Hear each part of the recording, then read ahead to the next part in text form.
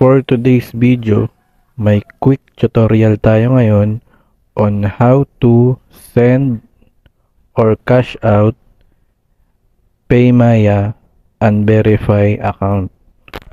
So, ang dami kasing namang problema dito dahil hindi nila may cash out yung laman nung PayMaya or Maya account nila kasi wala silang valid ID or laging nare-reject kapag nagpa-verify ng account. So, sample guys, ito yung PayMaya or Maya account natin na hindi verify.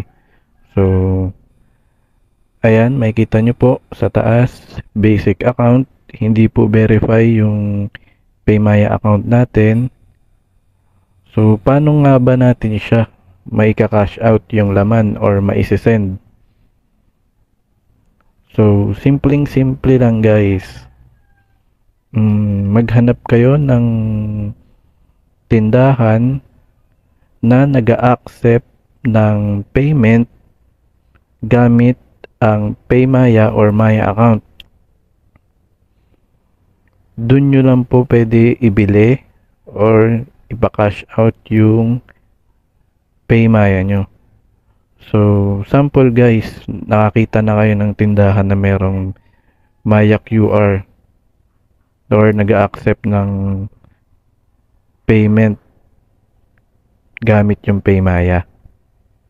So, sample, nakahanap na kayo ng tindahan. Ang unang-una nyo pong gagawin is i-click nyo po ito, yung nasa baba, yung scan QR. Ayan po sa may gitna ng kulay black sa baba. Yan, yung gitnang square. So, sample ko lang guys yung QR code ng tindahan namin. So, upload. So, ayan. So, yun lang guys. I-scan nyo lang doon yung QR code ng tindahan na nag-a-accept ng payment ng PayMaya or Maya account. Kapag nag-a-accept sila ng payment, so pwede kayo doon magpa-cash out.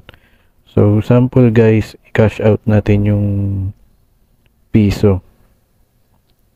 So, lagay nyo lang dyan yung amount. So, sample, piso.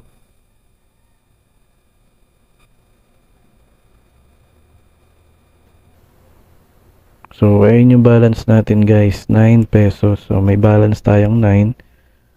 So, ika-cash out natin yung piso. Then, continue.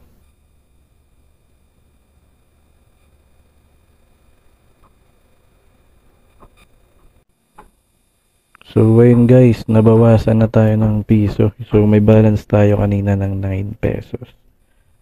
So, yun, makikita nyo guys, nakapag-cash out tayo ng piso.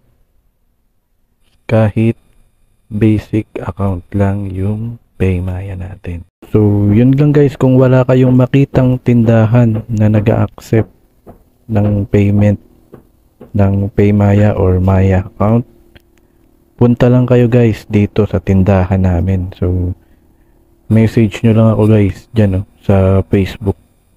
Message nyo ako guys kung wala kayong makitang tindahan, punta kayo dito sa tindahan namin.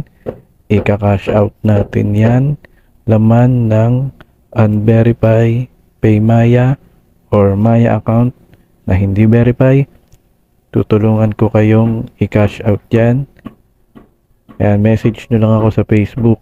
Mag-iiwan ako ng link dyan sa comment section, saka sa subscription ng video.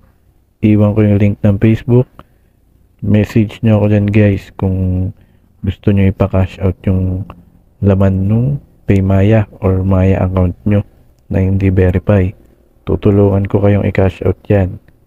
So, kung malapit kayo sa amin, punta kayo dito sa tindahan namin. So, yun lang guys.